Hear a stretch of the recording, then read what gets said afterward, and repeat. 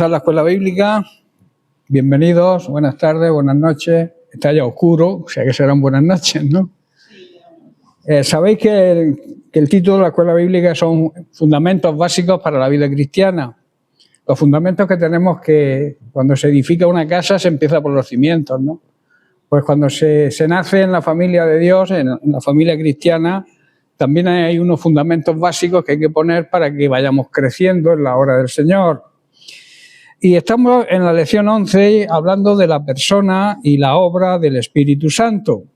Decíamos que el Espíritu Santo no es una vaga influencia, ni una idea mística. Es una persona con características y funciones diferentes, aún con la misma visión, el mismo sentir, pero son diferentes del resto de las dos personas de la Trinidad, el Padre y el Hijo. El Espíritu Santo hará, esto lo dice la Biblia, redarguye al mundo de pecado, hará que las personas de este mundo se den cuenta de que no creer en Jesucristo es el pecado que condena. Al ser Dios, el Espíritu Santo, que es la tercera persona, como hemos dicho, de la Trinidad, es omnipresente, está en todo lugar, es omnisciente, todo lo sabe, y también es omnipotente, todopoderoso, todo lo puede. También el Espíritu Santo nos muestra sus atributos y los atributos que hay en su personalidad, en su persona. Nos muestra su intelecto, la sabiduría que hay en el Espíritu Santo. Cuando nos dejamos guiar por el Espíritu Santo, la sabiduría de Dios nos viene. Luego nos muestra su voluntad, cuál es la voluntad de que toda la humanidad sea salva. Y también nos muestra su sensibilidad. Es una persona sensible. Por eso Pablo dice que no debemos entristecer al Espíritu Santo, porque se pone triste cuando pecamos. La Biblia describe, como vimos en semanas anteriores, al Espíritu Santo de diferentes maneras, a través de diferentes nombres. Por ejemplo, repasamos y los vamos a enumerar por encima. Los nombres son el Buen Espíritu, el Espíritu de Dios, el Consolador, también se le llama, el Espíritu de verdad, el Espíritu de Cristo, Espíritu de adopción y también el Espíritu de gracia. También la Biblia describe al Espíritu Santo a través de símbolos. Una paloma, voz, sello, agua viva, viento, aceite y fuego. Estos son, digamos, los símbolos que representan al Espíritu Santo. También vimos que con el nuevo pacto nacería una nueva, raza, una nueva humanidad, una serie de personas, un hombre, un ser humano con un corazón nuevo, con un corazón de carne y no de piedra, que tendría la ley, que tendría la palabra de Dios escrita en su corazón y que actuaría siempre conforme a la conciencia. Recordemos que la conciencia actúa como una alarma, como una señal de peligro, que nos avisa cuando vamos a pecar y nos advierte para prevenirnos a no pecar. Esta nueva, humanidad es obra del Espíritu Santo. Ahora vamos y estamos estudiando la obra del Espíritu Santo en los discípulos de Cristo.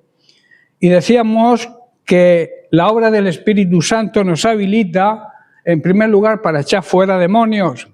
También nos habilita para hablar con Dios. Él desea que hablemos en nuestros momentos de necesidad, que hablemos con nuestro Padre Celestial, y el Espíritu Santo nos habilita para ello. También nos habilita a las personas incrédulas, las habilita para que nazcan de nuevo, para que reconozcan a Jesucristo como Señor y Salvador personal y así puedan nacer de nuevo. También la obra del Espíritu Santo hace que seamos consolados en los momentos de tribulación. Vive en nosotros, es una realidad, es un privilegio que tenemos hoy. Cuando nos convertimos, la palabra de Dios dice que el Espíritu Santo viene a morar en nosotros como persona física, pero también como cuerpo de Cristo, como su iglesia.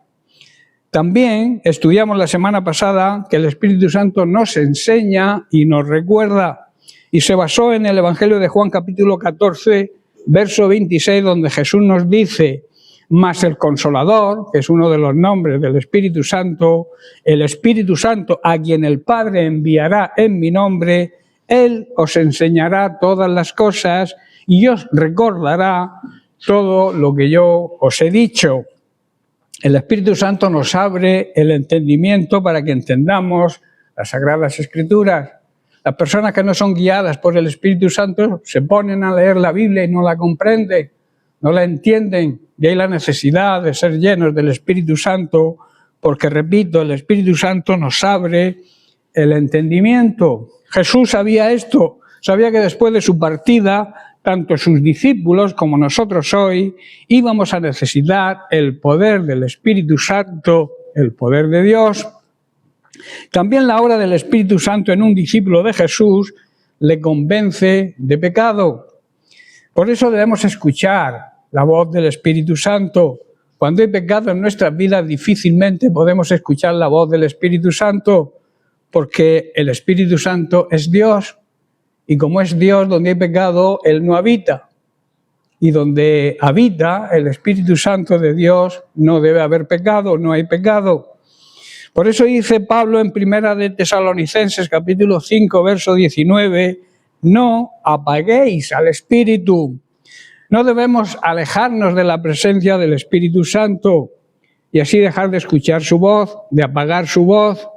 Solo aquel que permanece conectado a la fuente de poder, que es Jesucristo y su palabra, podrá escuchar la voz suave y apacible del Espíritu Santo, aún en medio de tanto ruido, de tantas voces que se oyen hoy en este mundo, y la peor de las voces, lo he dicho veces, es nuestra propia voz, porque a veces escuchamos la voz del mundo, lo que se oye, de un mundo que nos rodea, que vive de espaldas a Dios. O sea, desprecia el amor de Dios, camina de espaldas a Dios. Hoy vamos a tratar sobre otra habilidad que nos da el Espíritu Santo a sus discípulos.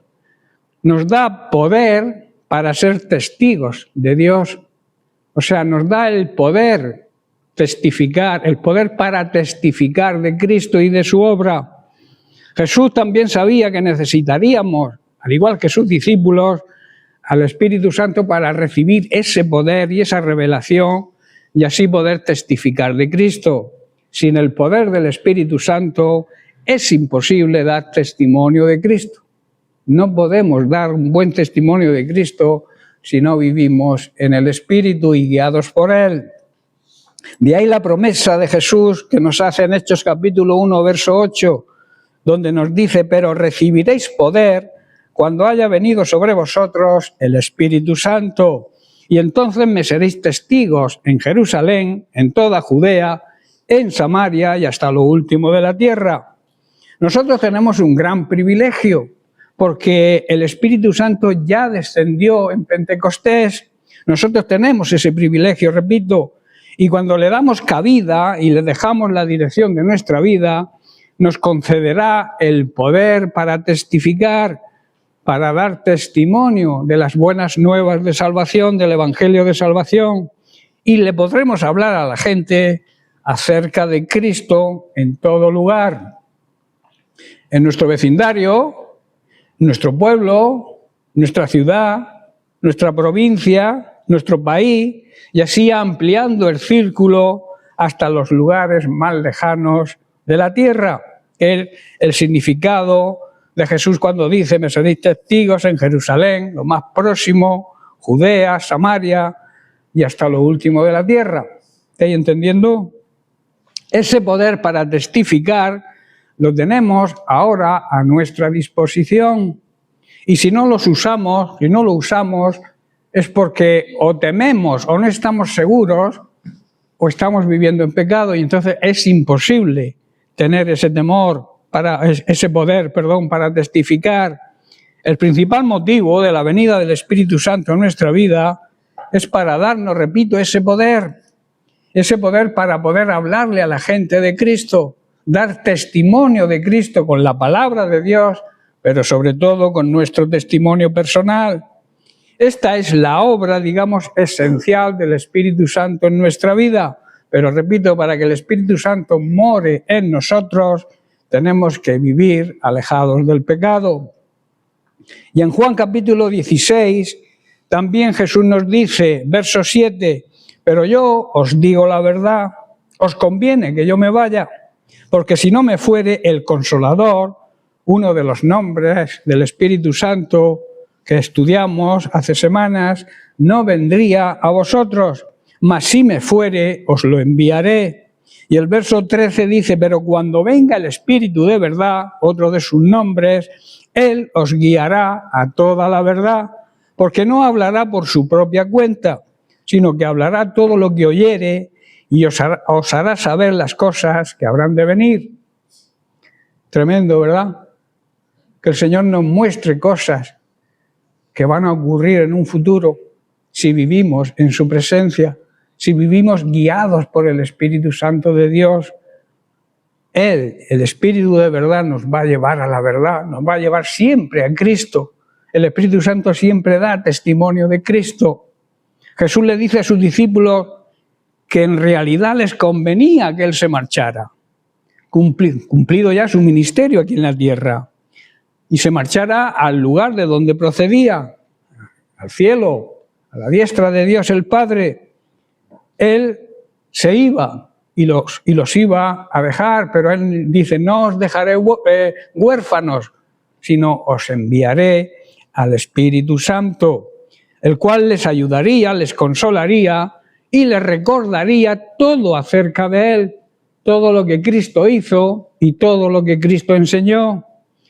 Pero al irse Jesús, el camino del Espíritu Santo se abría a nosotros y entonces comenzamos la dispensación en la cual vivimos, que es la dispensación, digamos, la época del Espíritu Santo, que repito, mora dentro de cada creyente verdadero y también de cada iglesia, como cuerpo de Cristo.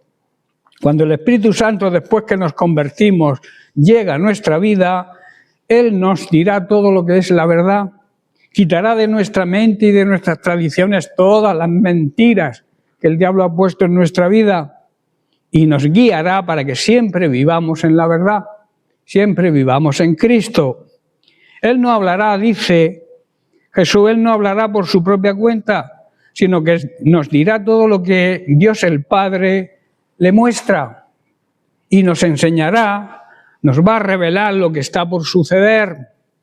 También nos hará saber acerca de Cristo, para que con su poder podamos testificar a toda criatura el Evangelio, las buenas nuevas de salvación, la salvación solamente se recibe solo y únicamente por medio de Cristo.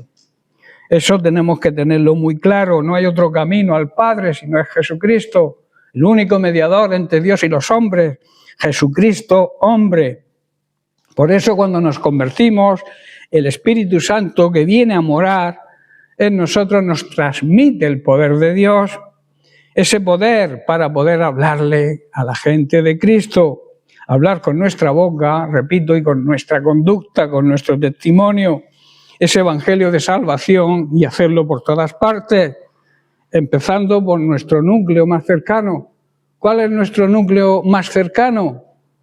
Nuestra familia, que aún no le conoce, nuestros vecinos, nuestros compañeros de trabajo, y luego ir haciendo el trabajo y ampliando el círculo.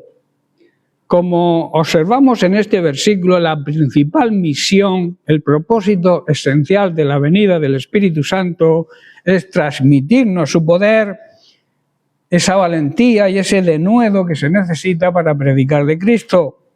En Hechos capítulo 4 vemos la historia de Pedro y Juan ante el concilio. Pedro y Juan fueron llevados al concilio para advertirles que tendrían problemas si seguían testificando de Cristo, si seguían predicando el Evangelio de Cristo. Y en el versículo 2 leemos, resentidos el pueblo de que enseñaran y anunciaran en Jesús la resurrección de los muertos, les echaron mano y los pusieron en la cárcel hasta el día siguiente porque era ya tarde.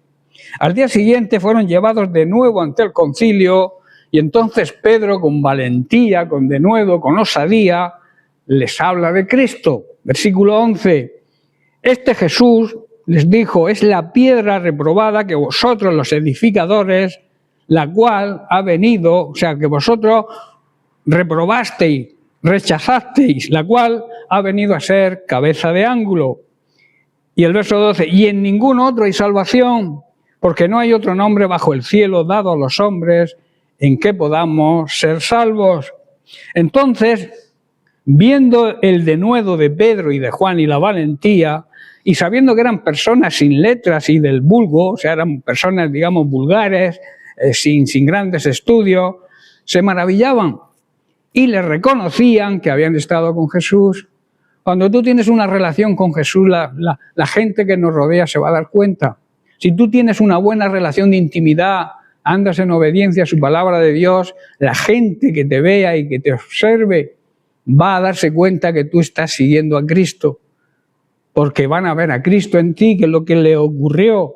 Le reconocían, dicen, le reconocían porque habían estado con Jesús. Recordemos que antes de recibir el Espíritu Santo eran hombres temerosos, eran cobardicas, estaban allá en el aposento alto, con miedo a que llegaran los romanos y los prendieran a ellos también. Eran hombres, digamos, achacados. Pero cuando llegó la promesa hecha por Jesús, cuando recibieron el Espíritu Santo, se convirtieron en hombres poderosos que se atrevieron. Pedro se atrevió en el consejo a acusarlos, cosa que antes de recibir el Espíritu Santo era una cosa imposible, porque no se atrevía. Verso 23, y puestos en libertad, vinieron a los suyos y contaron todo lo que los principales sacerdotes y los ancianos les habían dicho.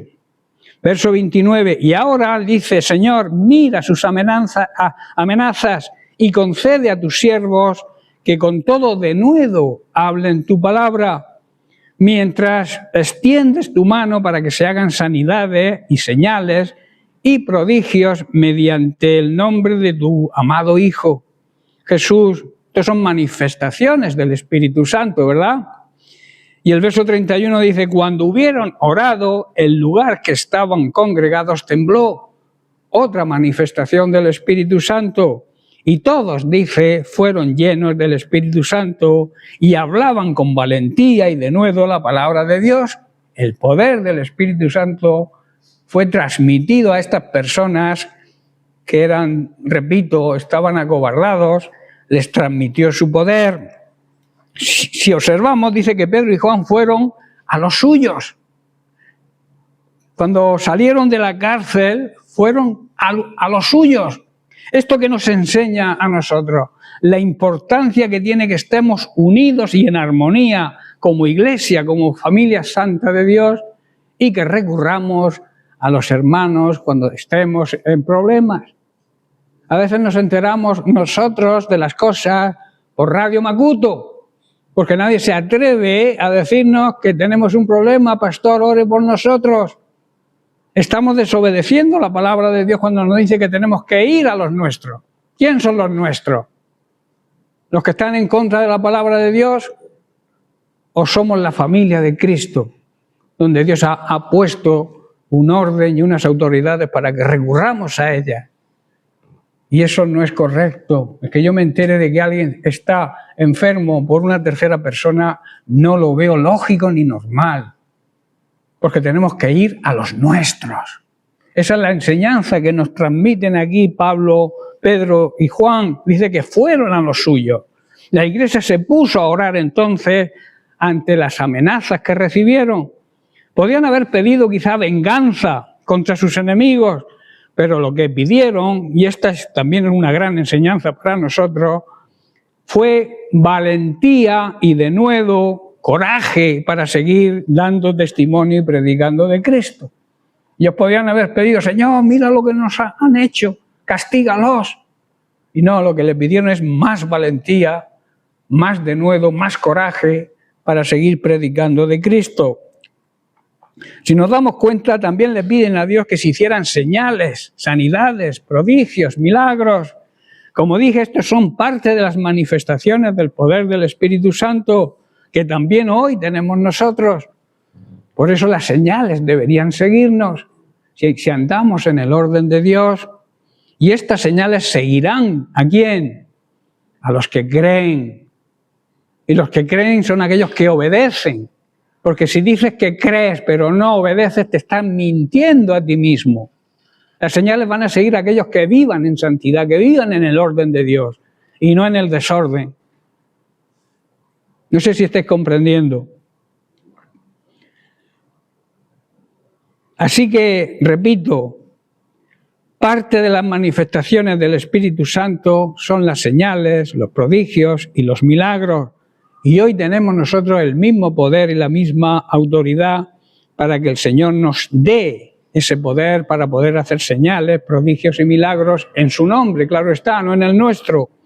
Así que la primera y esencial causa de la venida del Espíritu Santo en nuestra vida es para darnos valentía y coraje para predicar el Evangelio de Cristo. Y las manifestaciones del Espíritu Santo, que también son de gran importancia, son las herramientas que Dios nos concede a través del nombre de Cristo. ¿Estáis entendiendo? Tenemos el poder que nos da el mismo Dios cuando nos convertimos de verdad a Él. El Espíritu Santo viene a nosotros y nos transmite ese poder para evangelizar.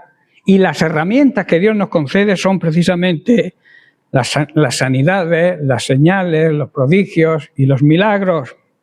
Nuestras oraciones, cuando estamos llenos del Espíritu Santo, serán contestadas y entonces hablaremos con valentía. Hablaremos de Cristo, hablaremos de la salvación que tenemos en Él y que concede a todos aquellos que por fe y obediencia a Él y que se arrepientan de sus pecados y le reconozcan y acepten como Señor y Salvador personal. Amén. El siguiente punto, la obra del Espíritu Santo en un verdadero discípulo. Y digo verdadero porque también hay falsos discípulos. También nos habilita en nosotros su justicia, su amor, su paz y su gozo. Vamos a ir analizando cada una de estas cosas. En Romanos capítulo 14, verso 17, Pablo dice: porque el reino de Dios no es comida ni bebida, sino justicia, paz y gozo en el Espíritu Santo. En primer lugar, Dios es justicia y es amor. Y el Salmo 103 es un himno de alabanza y de reconocimiento de los atributos de Dios y un llamado a imitarlo como nuestro Dios y Padre Celestial.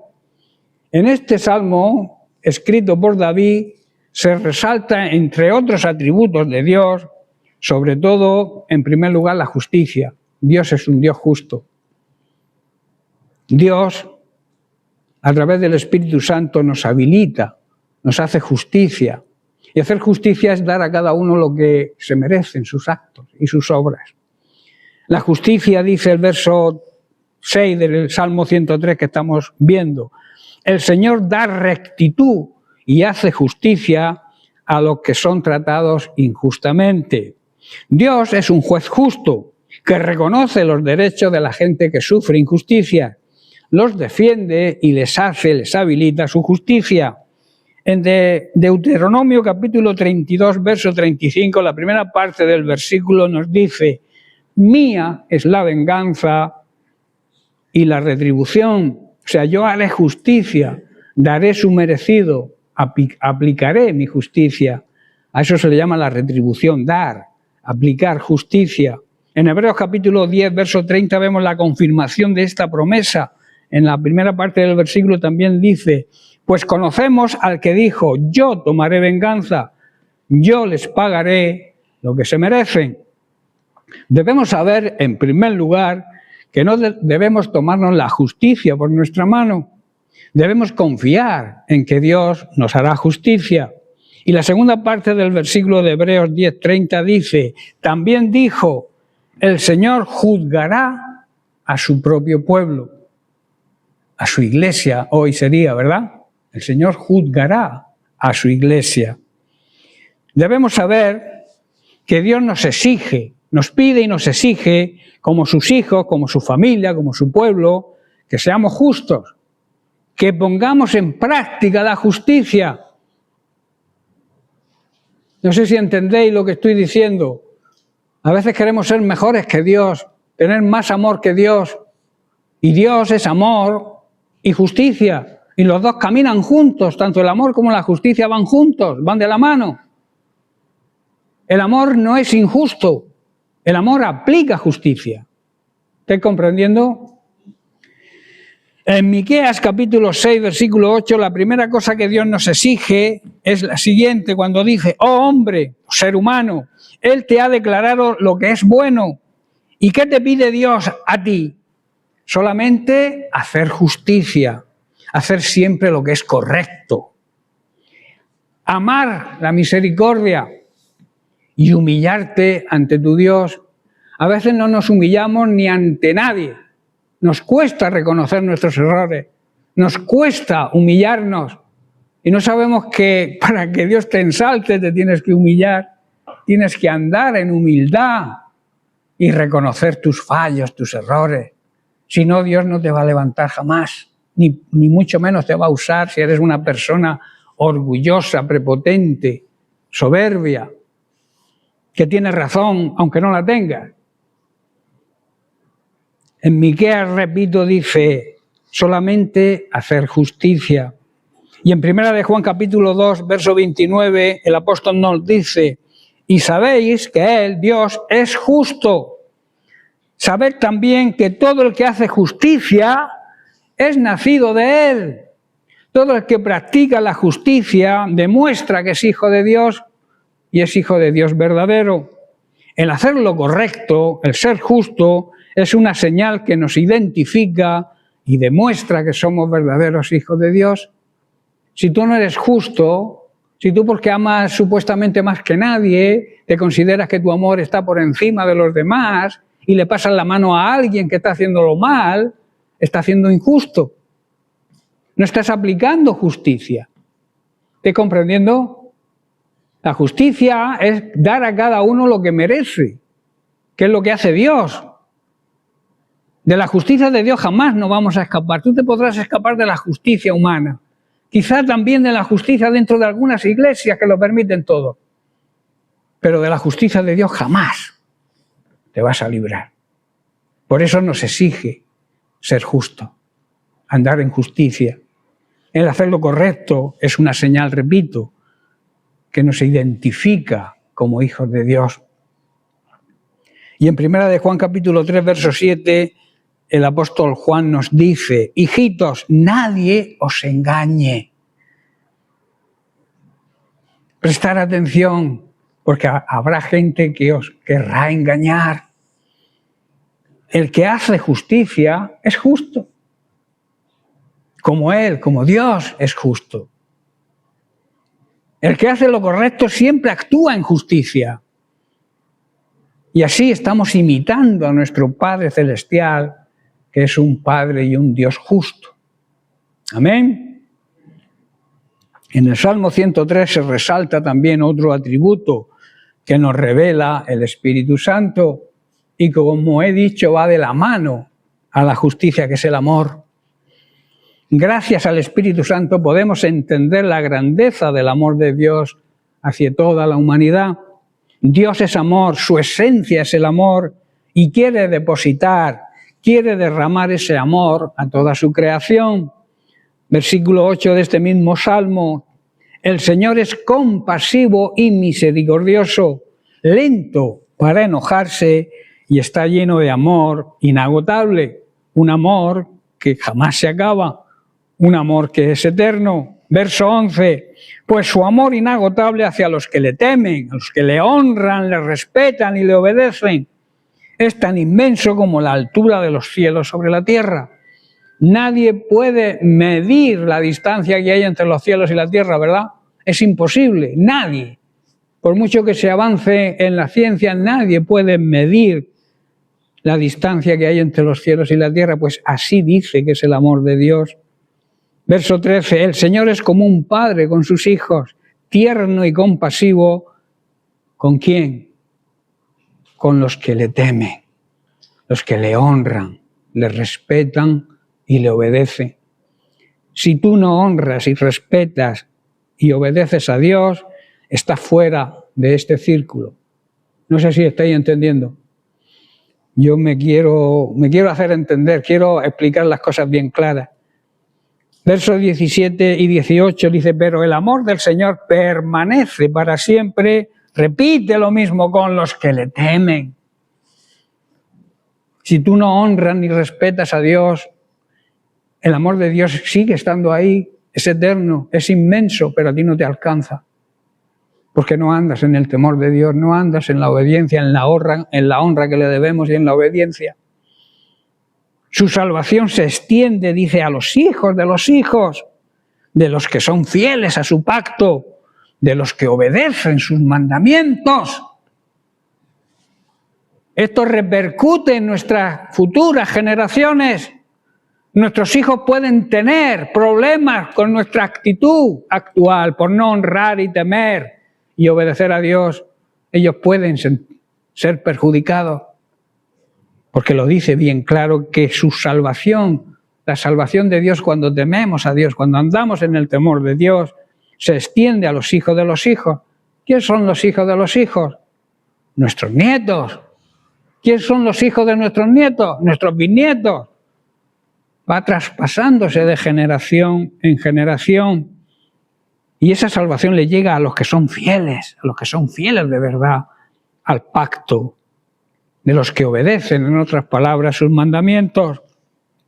En estos versículos vemos que el salmista también resalta el amor de Dios por quienes lo honran, le respetan y le obedecen. Es tan grande, es tan inmenso como grande es el universo, ¿verdad? Nadie conoce los límites del universo, es imposible. Con aquellos que le honran, Dios es tan tierno como un buen padre lo es con sus hijos. El amor de Dios es tierno y bondadoso, no se enoja fácilmente, demostrando así la grandeza de su amor. Dios siempre será el mismo, Dios no cambia, el cielo y la tierra pasarán, la palabra de Dios no pasarán. Dios siempre es el mismo, ayer, hoy y por los siglos. Y repito, Dios ama a quienes lo honran y siempre les hace justicia. A ellos y a sus descendientes, a sus futuras generaciones, porque cumplen fielmente con sus mandamientos. En Romanos capítulo 5, verso 8, Pablo lo expresa de la siguiente manera: mas Dios demuestra su amor para con nosotros los seres humanos, en que siendo aún pecadores, siendo sus enemigos, porque el que peca se convierte en enemigo de Dios, Cristo murió por nosotros, aún sin merecerlo. Ahí está la grandeza, la empatía del amor de Dios. Y en Juan 3:16, que todos conocemos, el propio Jesús nos dice, pues Dios amó tanto al mundo, al ser humano, a su creación que habita en este mundo, que entregó a la muerte a su único Hijo, para que todo aquel que crea en Él no se pierda. Y repito, creer va unido a la obediencia. No reciba el pago del pecado, la condenación eterna, sino que tenga vida eterna. Aquí, ya en esta tierra y en la presencia de Dios, cuando partamos de ella, el Espíritu Santo posibilita que el amor de Dios sea derramado en nuestros corazones. A través del Espíritu Santo sentimos el amor de Dios derramado en nuestro interior. Así lo expresa también Pablo en Romanos 5, verso 5. Dice, y la esperanza que tenemos no nos avergüenza, porque el amor de Dios ha sido derramado en nuestros corazones. ¿Por quién? Por el Espíritu Santo que nos fue dado. En otra traducción dice regalado. Tenemos el regalo de la promesa del Espíritu Santo y de su poder.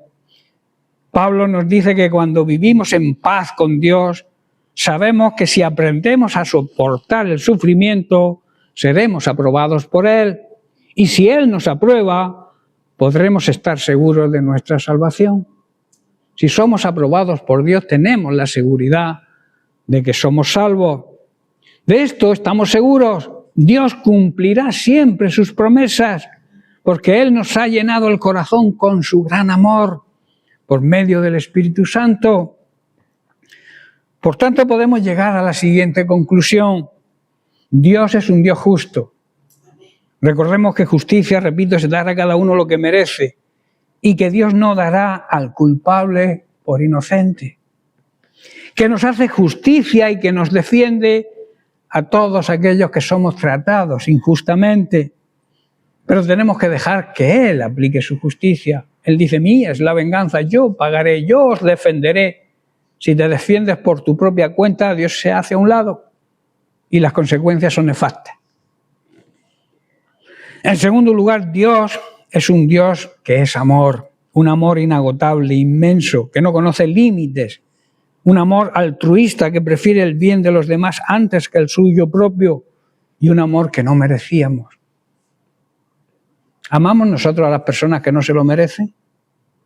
¿O miramos hacia otro lado? Debemos amarlas de la misma manera que Dios las ama. En Lucas capítulo 23, en la misma cruz ante el pueblo y los gobernantes que se burlaban de él, ante los soldados que lo escarnecían y en medio de dos malhechores que crucificaron con él, les demuestra su amor. Y cuando llegaron, dice el verso 33, llegaron al lugar llamado de la Calavera, le crucificaron allí, y a los malhechores, uno a la derecha y otro a la izquierda. Y Jesús decía, Padre, perdónalos, porque no saben lo que hacen. El perdón de Dios, aún en los momentos más críticos de la vida de Jesús, dice que repartieron entre sí sus vestidos echando suertes. Hermanos, a Jesús le crucificaron entre malhechores sin haber cometido ningún pecado, sin haber cometido ninguna injusticia. Él se mantuvo justo siempre. Pero él sintió también amor por los malhechores, porque Dios demuestra su amor siempre. En el verso 42 dijo Jesús a uno de ellos que clamó por su salvación, a uno de los malhechores, Dios siempre escucha la oración de un pecador arrepentido. Tenedlo en cuenta eso. Este malhechor merecía estar en la cruz, Jesús no, pero él sí lo merecía, porque era un malhechor, hacía cosas muy mal hechas, pero se arrepintió. Y Dios siempre escucha, repito, la oración de un corazón arrepentido. Es la única oración que escucha del pecador. Por eso si está viviendo en pecado no hace falta que ores hasta que dejes el pecado, porque Jesús te va a escuchar cuando te arrepientas, como este malhechor se arrepintió y le dijo, acuérdate de mí cuando vengas en tu reino. Entonces Jesús le dijo, de cierto te digo que hoy estarás conmigo en el paraíso. El perdón de Dios a aquellos que se arrepienten de verdad. El otro malhechor también tuvo la oportunidad de arrepentirse, pero lo que hizo fue acusar a Cristo. Y por eso el único que recibió el perdón fue aquel que se arrepintió de sus pecados. No se puede tener más amor que este. Es un amor muy difícil de entender con la mente humana, ¿verdad? Es muy difícil de entender este tipo de amor. Un amor que aunque no merecemos, recuerda que éramos sus enemigos, el pecado nos hace enemigos suyos y que somos salvos por gracia, por un regalo de Dios. Ese amor está disponible para toda la humanidad, a la cual Dios ama tanto que entregó, nos hizo el regalo de su Hijo Jesucristo y lo entregó a la muerte por nosotros, para que si le aceptamos y le recibimos y creemos en Él y le obedecemos, nos conceda la salvación a través de Él. Amén. Dios es justicia, que significa dar a cada uno lo que merecen sus obras.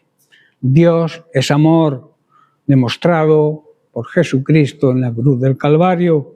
Repito, la justicia y el amor siempre van unidos, son inseparables.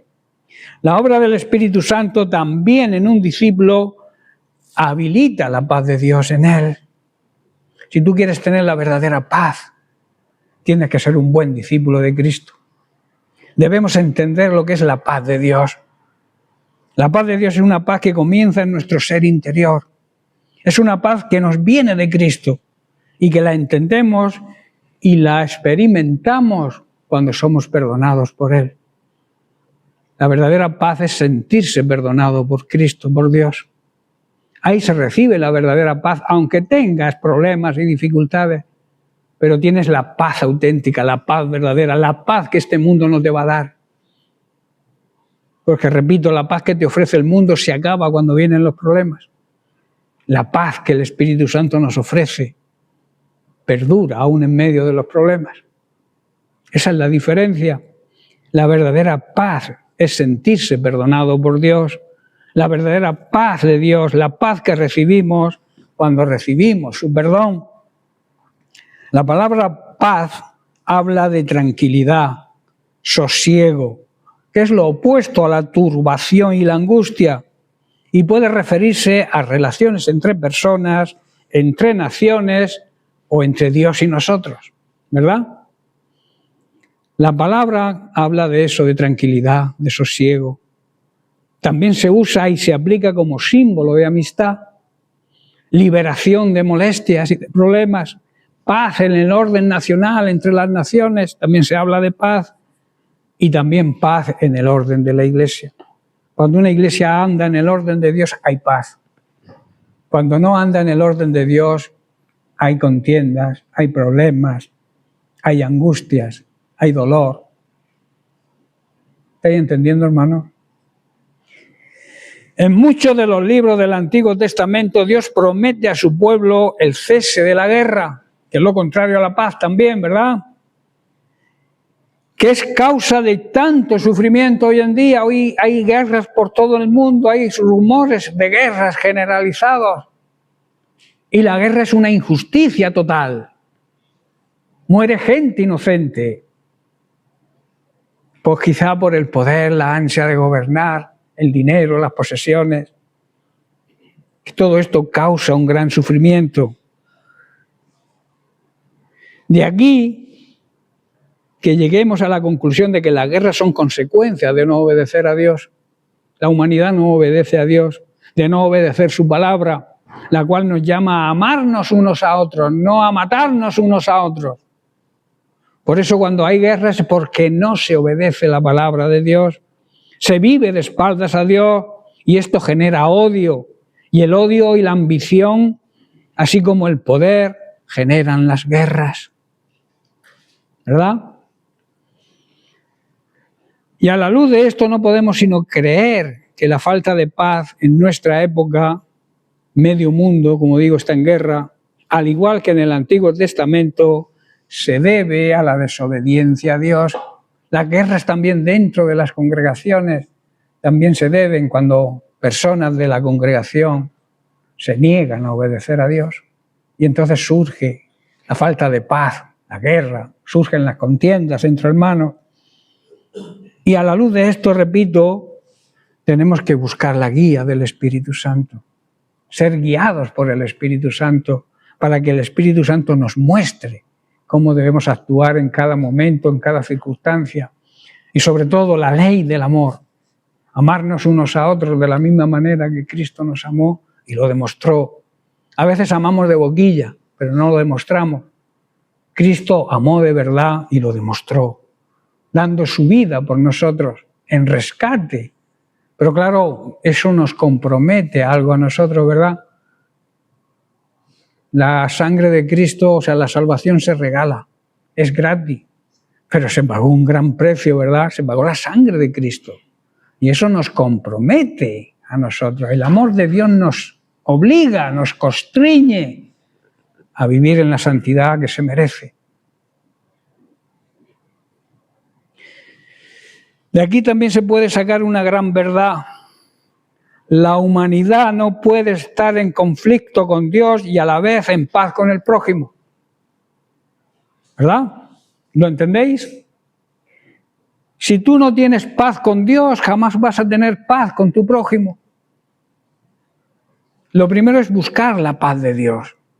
Esa paz que repito, nadie puede entender. Nadie que no tenga el Espíritu Santo puede entender lo que es la paz de Dios.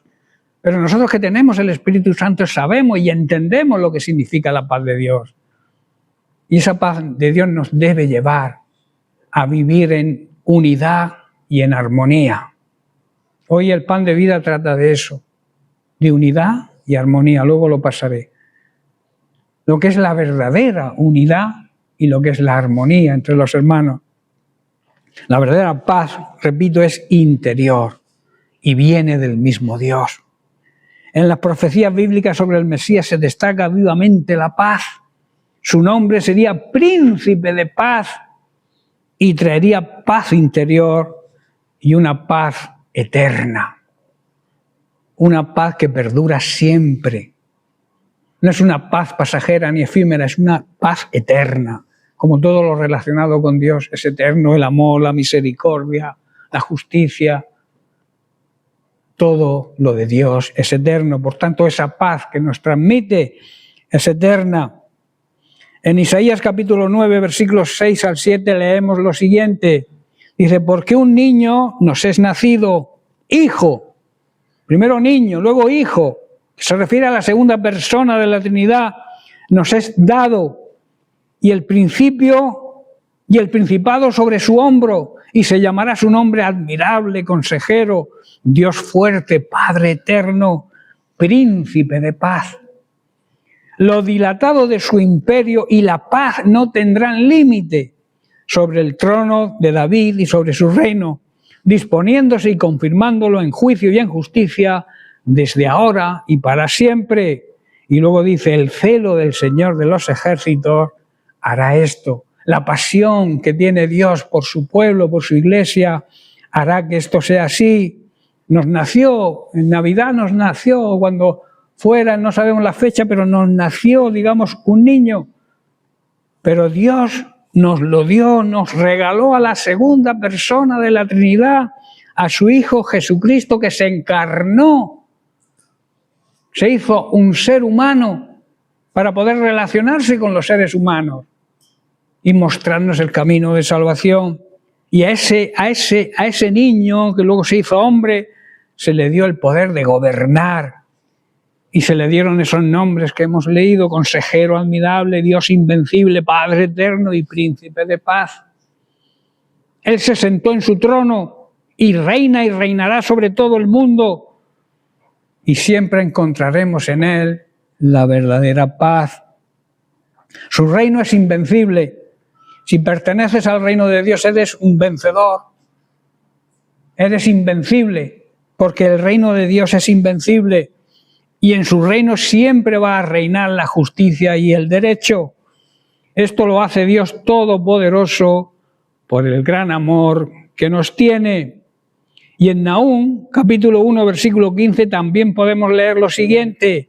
He aquí sobre los montes los pies del que trae buenas nuevas, del que anuncia la paz. Tremendo, ¿verdad?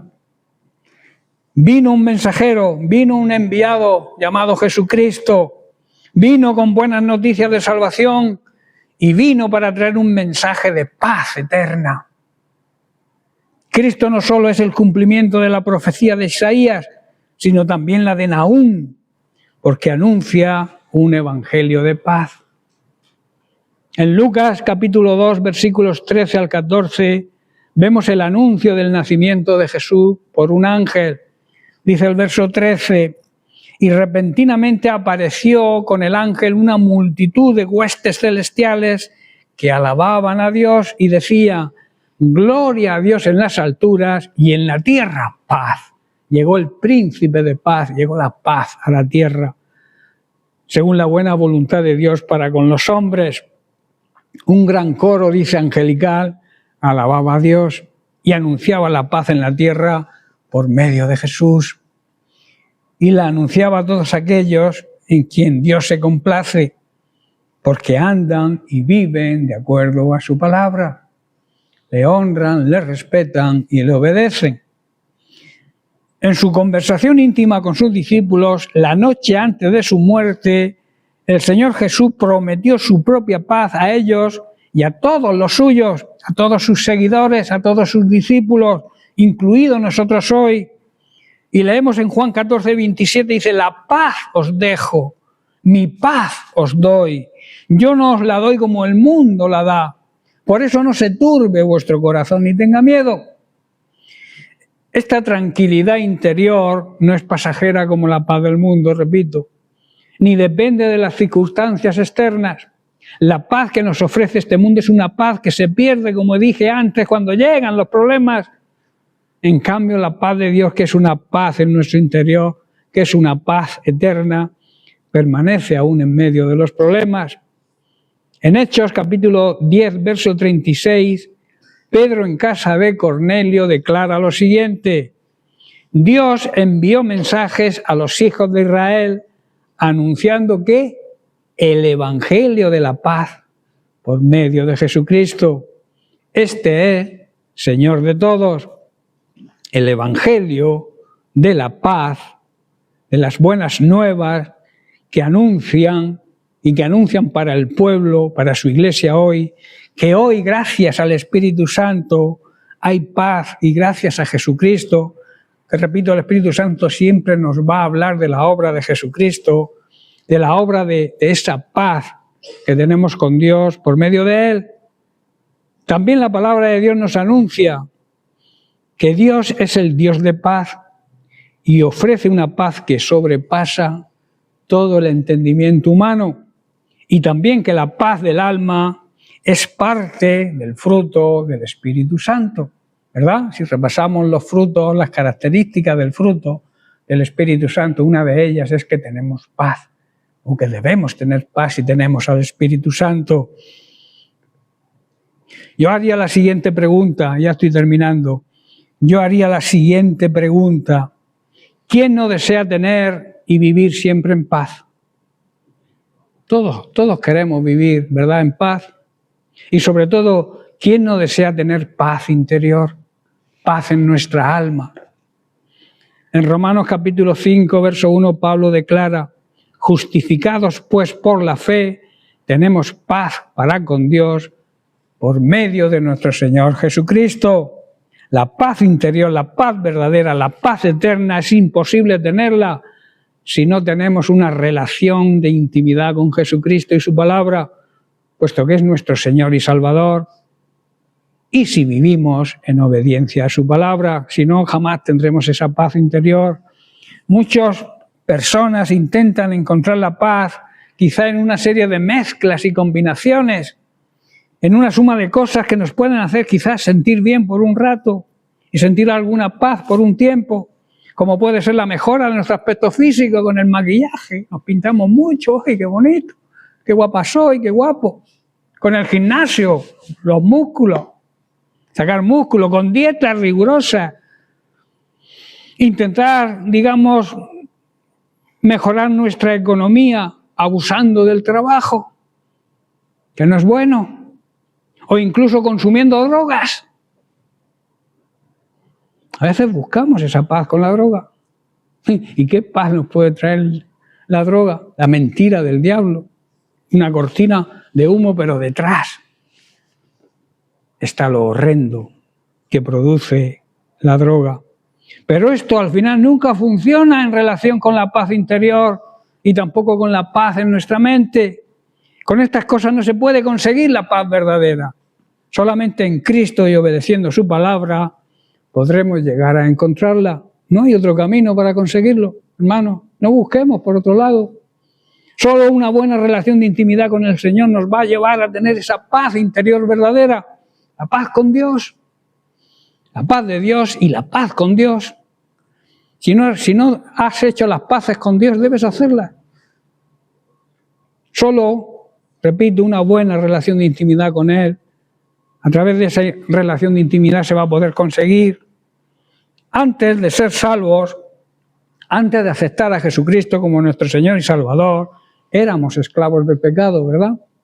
El pecado era nuestro dueño y por tanto vivíamos enfrentados a Dios. No había paz entre Dios y nosotros. Nuestros pecados, nuestra rebeldía había creado una barrera entre Dios y nosotros, la cual no podíamos atravesar con nuestras propias fuerzas. Es imposible. Sin la iniciativa de Dios y la mediación de su Hijo Jesucristo, no podríamos jamás encontrar esa paz interior. Pero gracias a nuestro Dios y Padre Celestial, que nos proporcionó el camino para nuestra liberación, la liberación de todos nuestros problemas, y el mayor problema todos sabemos cuál es, ¿verdad? El pecado.